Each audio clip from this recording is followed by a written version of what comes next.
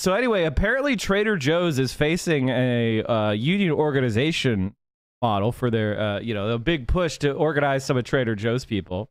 And so Trader Joe's has responded to the organization of their members. And let me just say this, they're scared. So facing a wave of unionization, Trader Joe's announced this week it is raising pay by $10 an hour on Sundays, increasing sick time, and bumping pay rates at stores nationwide. We continue to evaluate our progress for compensation benefits for crew members. Given the changes in the market at the present time, we are developing some adjustments for our programs. We're currently ready to announce the following. Effective August 7th, you'll pay $10 an hour premium for all hours worked on Sundays and certain holidays.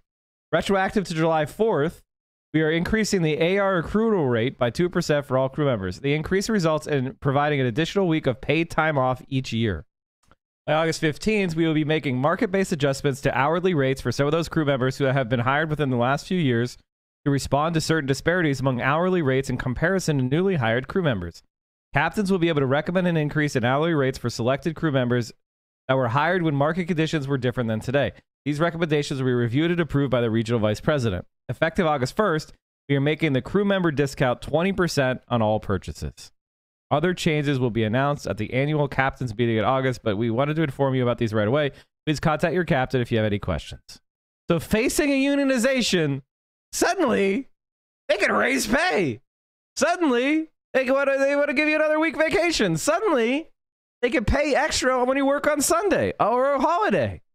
Odd. A medieval times castle in New Jersey just unionized, and now the company is telling workers at other castles they are getting a raise. Funny how that works. Dear team member, I hope this letter finds you and your family well. As you know, we continuously monitor current events as we did when COVID first struck. As you will recall, if you were here pre-COVID when we first closed down and asked you to go home, you were paid for a month. In these uncertain times, it was the right thing for us to do. Since then, we have been communicating with you and focusing on keeping you and the guests protected from COVID while trying to reopen and then recover from the economic impact of being closed for over a year in some locations and with reduced capacity and all when we reopened. 2020 has been challenging. In April, we started to see a rise in inflation, but we thought it would be short-lived. In May, we discussed among the corporate team and shareholders was the possibility of doing mid-year raise to try to adjust for inflation as much as we could. We have been collaborating with your general managers and over the last months to see what the adjustment should be. We did this by location with great care to be fair to everyone's needs. We now decided to give you a much-needed wage increase.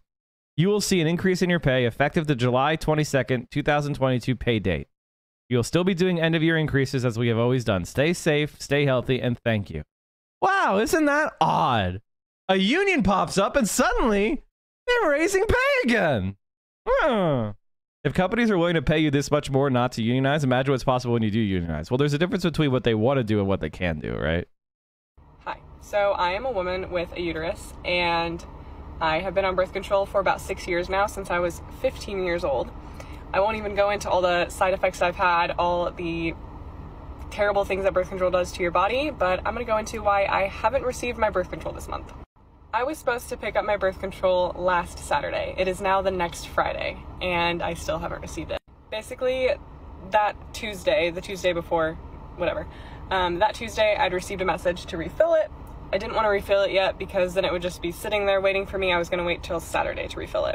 Saturday rolls around and they say I have no refills left, which is weird because the only reason I would have no refills left was if I needed to meet with my provider, which happens once a year, which I already did this year. So I call Walgreens. I can't get a hold of them for the life of me. I'm on hold for an hour and I just decide to hang up and go in.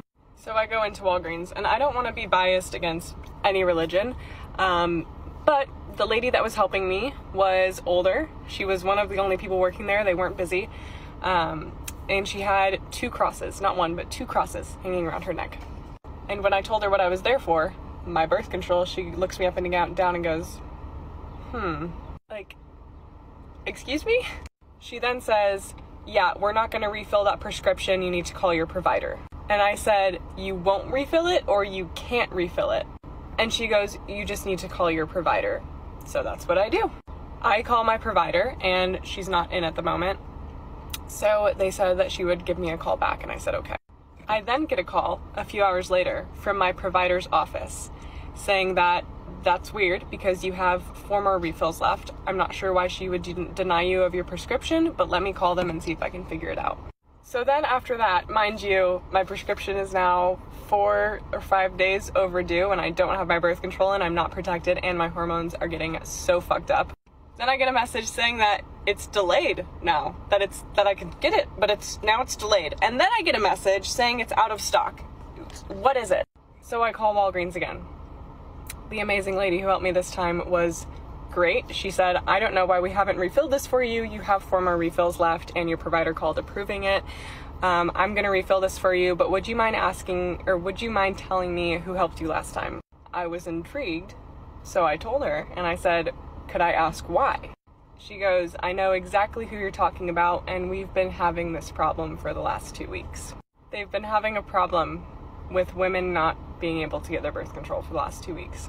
So first, they want us to stop getting pregnant and having abortions, and then they don't want to help us prevent that pregnancy. I've been trying to keep this video lighthearted, but access to healthcare should be a right, and this should not be happening. Hi. So I am a woman with a uterus, and you have to understand that, you know, you live in a completely different world. You live in a completely different world than a lot of the far-right conservatives, okay? And they live in 2 worlds as well. They have kind of like a political, religious world where they have to present certain views publicly, and they have to exercise political action in a way that's expected. And then they have their personal lives where they don't do any of that shit, where they live in complete hypocrisy, right? You, as a socialist, as a lefty, you don't live in hypocrisy. By the way, every human being has hypocrisies. That's part of being a human being. But they proudly live in their hypocrisy. And part of the problem that we're seeing, chat, is that the liberals that facilitated their hypocrisy, the Planned Parenthood abortion doctors that gave conservative women abortions, the Walgreens pharmacists that gave these conservative Catholic women birth control pills, they are being overpowered because the Democratic Party is too weak. So the contradictions of all this hypocrisy are finally coming home to roost. And if you're an apolitical person, if you don't understand why politics is relevant, here's the short thing to understand. Everything in your life is regulated by politics. From the clothes you wear, to the food you eat, to the water you drink, the air you breathe, the medications you take, everything you see around you is political. And when you finally understand the true power of politics in your life, you'll have to become involved. And right now, the Democratic Party is too fucking weak to defend the life that you've probably understood to be normal for most of it. And it's gonna get a lot worse. It's gonna get a lot worse. The Republicans have been kicking Democrats' ass for decades. And a lot of it has been obscured because of Republican traitors, basically. That is, Supreme Court justices that get into the Supreme Court and then they vote with the left or vote with the liberals on a few social issues where they didn't just blatantly seize power for themselves. Well, that's over. Those like Republican moderates on the Supreme Court who are very conservative 95% of the time are gone and replaced with people that are conservative radicals 100% of the time. It's not because the Democrats suddenly got their ass beat this year. They've been getting their ass beat for 30 fucking years. We've just been lucky. We had a conservative appointed judge by the name of Souter who actually just became a liberal. He was appointed by George H.W. Bush. We had a judge appointed by, I believe it was Reagan, named Anthony Kennedy, who basically voted with the liberals on a bunch of social shit. We had a Supreme Court justice by the name of Sandra Day O'Connor, who was conservative, who voted with the liberals once in a while, especially on abortion rights, right? Those people are fucking gone, all right? Those like liberal Republicans who we got slipped in there and we accidentally got a more left-wing court than we should have based on the political situation in the country, that's done. Now we've got full-blown far-right conservatives. So Republican, the luck factor of individuals is over with. And the facts of the Democratic Party's weakness and fecklessness is now fully on display. If you want to understand why we got to this situation that we're in, Donald Trump was president for 4 years. He got 3 Supreme Court judges. Barack Obama was president for 8 years. He got 2 judges. That's why we are where we are. I'm going to show you something from Marjorie Taylor Greene, which is just absolutely fucking... This shows you what they are. Knife Party, thanks for the prime. This will show you what Republicans really are. As transphobic as possible. Okay, now here's what we have to do. I have to show you all just this photo right here. Let's go ahead and take a look at it. Oh, now look here. Don't forget, this is Dr. Dick Levine. He calls himself Rachel, but he's a man, and he should just continue. He should stay with Dr. Dick, because that seems to be what he's focused on, is getting rid of those things. Sorry, bad joke, but that's what he's into. And this is him with the residents with the new nuclear disposal hire, Sam Brenton. And Sam believes that he's a woman as well. These people are running our country, everyone. Aren't we doing great, America? We are doing great. Now, here's why I want to bring this up, because our military shouldn't be led by people like this, and our military shouldn't be focused on this type of ideology and this type of thinking. Our military should be focused on our national security. But unfortunately, the leaders in Washington, that's not what they're interested in. They're interested in another nation's security. That would be Ukraine, because that is where they're sending a lot of our dollars, your hard-earned tax dollars. Nope, it's not going to the border. Sorry, everyone, not going to the border. It's going to Ukraine's border. Yeah, great. This is the type of thinking great that they have. Anti-imperialism. Yeah. I don't understand why she's referencing the military within the context of a Health and Human Services official. Is it just because of the uniform? Is that what that is? Yeah. Yeah, is she like the Surgeon General? She doesn't understand Surgeon General. She doesn't understand. Yeah, she doesn't understand. Levine has an armed services background. She's a 4-star admiral for the U.S. Public Health Service Commission Corps. So I guess she's saying because she was a vet to an extent. Yeah. But yeah, it's just. But I mean, what does she think? Like, are people shooting guns in the military like with their penis? I mean, I don't even understand what someone's genitals has to do with military service there. Except this is just like, I mean. This is denial of trans people existing, right? And also, go on. The weird segue to Ukraine is like, what does transgender people in the U.S. some of the greatest warriors in history were eunuchs. Who gives a shit if they have a dick or not? Military have to do with Ukraine? Like, is Ukraine some bastion of trans rights that we don't know about? It's not. But I mean, she just wanted to get in all her little talking points because that's all she has. Like, she has no idea what she's saying. I'm sorry. No. There's no thought process here. There's no thinking. You know that stupid little right-wing meme where there's the NPC and they install the new current event in their head, and right-wingers love saying that's liberals? I mean, that's literally the right. It's projection at its finest. She just name-dropped a bunch of right-wing issues that have no correlation, all because that's all she knows about. That's all she knows to talk about. There's no original Marjorie Taylor Greene thought. Even her set looks like one of those women's oriented morning shows, and I'll never get over it. Yeah. Can you imagine this discussion on like The Talk or on any of those other shows? It's just unbelievable to me. I can't get it. I can't get that. All right, let's go back to enjoying John Fetterman owning Oz and watching it proliferate on media. In other news, one of the marquee Senate races this November is in the state of Pennsylvania. It's between Democrat John Fetterman and Republican Mehmet-Oz. It's a pretty incredible matchup for a bunch of reasons. It's obviously very contested, difficult political environment, swing state. And in this environment, Democrats have put up an almost perfect candidate, at least from the sheer perspective of vibes. This is a guy who, seen by many, and I think rightly, is a kind of archetype for the state of Pennsylvania. On the other side, Republicans have nominated a multi-millionaire TV doctor who actually does not live in Pennsylvania. He lives in northern New Jersey, not even southern Jersey, which is, you could argue, close to Pennsylvania. As People magazine wrote in this piece, highlighting his 6-bedroom, 8-bathroom mansion, it has views overlooking the Manhattan skyline.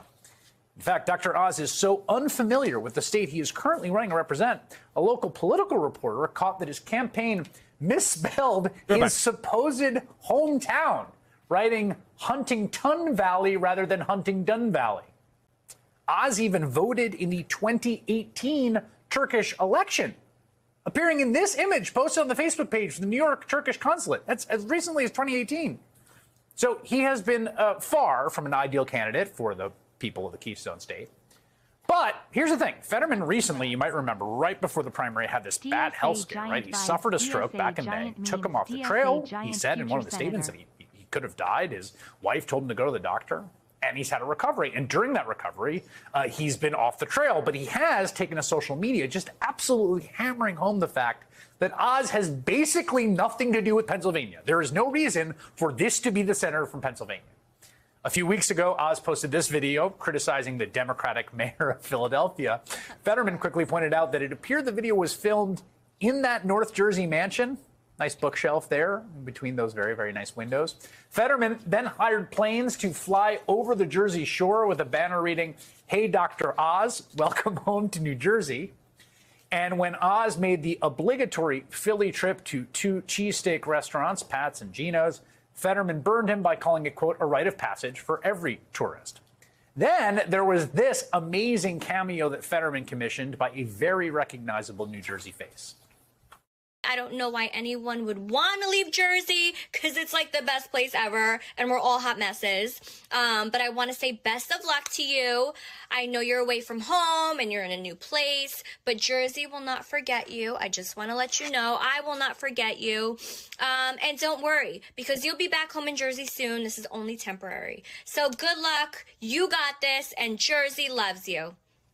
By the way, the funniest part of that cameo is to imagine that she had no idea that it was going to be used in the campaign. It was just like, oh, a message from my friend who's from Jersey but leading. The trolling is literally nonstop. In fact, just today, Oz tweeted this amazing image trying to tie Fetterman to Senator. I mean, just honest to God. And by the way, Fetterman, and by the way, chat, Fetterman plays it perfectly. Fetterman doesn't go, oh, he doesn't go on the defensive.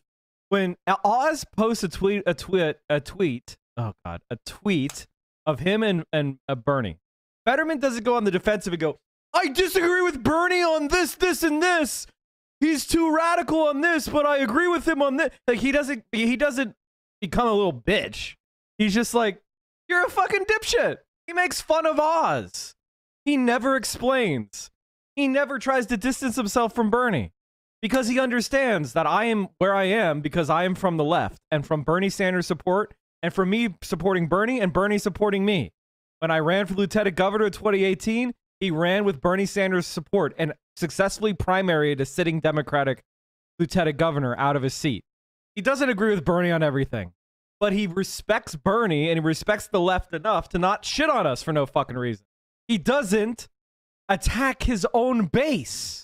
This is something that Democrats will never learn. This is why Democrats lose so fucking goddamn ever. Is they're constantly scared. They hate their own base. John Fetterman is the first candidate for a statewide office in Pennsylvania in God knows how long that doesn't hate his own goddamn base. And that is what makes Fetterman a great candidate. Is he comes from the left. He's not Bernie. He's not a socialist. He never claimed to be. But you know what? He talks to socialists. He goes to the DSA. He listens to progressives. He does his fucking job representing the Democratic Party and the left. Wow, what a surprise. And so when Dr. Oz posts best friends, him and Bernie, he makes fun of him. He doesn't cower like a little bitch would, like Joe Biden would. Bernie Sanders. Fetterman responded with this graphic design is my passion tweet. Just the latest in Fetterman's unceasing campaign to clobber his opponent, who, again, has no reason to be the senator from Pennsylvania. Now, Fetterman says he is ready to get back on the trail, getting an interview with the Pittsburgh Post-Gazette today, trying to put Democratic minds at ease ahead of November about where his health is at. So we'll see if he can continue to absolutely roast Oz IRL. I think the odds are pretty good. Yeah, the health thing really sucked, man.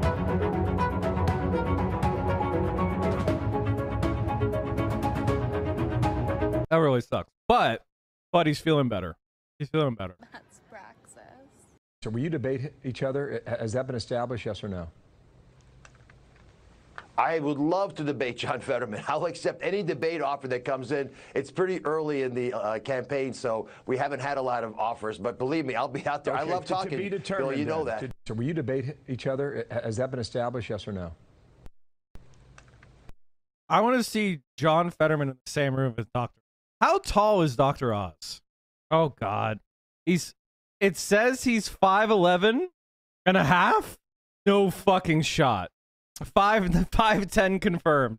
I see 5 feet 10 inches, 5 feet 11 and a half inches. So 5'10" means he's 5'8. I see 6 feet and he weighs 154. He's going to be. I'm sorry, chat, but when Fetterman comes in and debates Dr. Oz, and as a 5'9" guy myself, this is not me being a heightist, you fucking babies. All right, but the visuals are going to be comical. The visuals are going to be comical. What Oz is going to go, I'm the tough guy. I'm the big man. I'm the tough guy. He's going to scream. No shot. Oh, wait, chat. We found one. Hold on. Deep Tech says Fetterman will lose. Why, Deep Tech? Why will Fetterman lose? Come on, man. I would absolutely love to watch them debate. It would be great. It would be great. Are you watching the stream unsubbed? You're making income inequality worse. You are doing anti-praxis. We are the only Twitch stream that will not accept scam advertisers, and I will never fuck you over by selling you crap.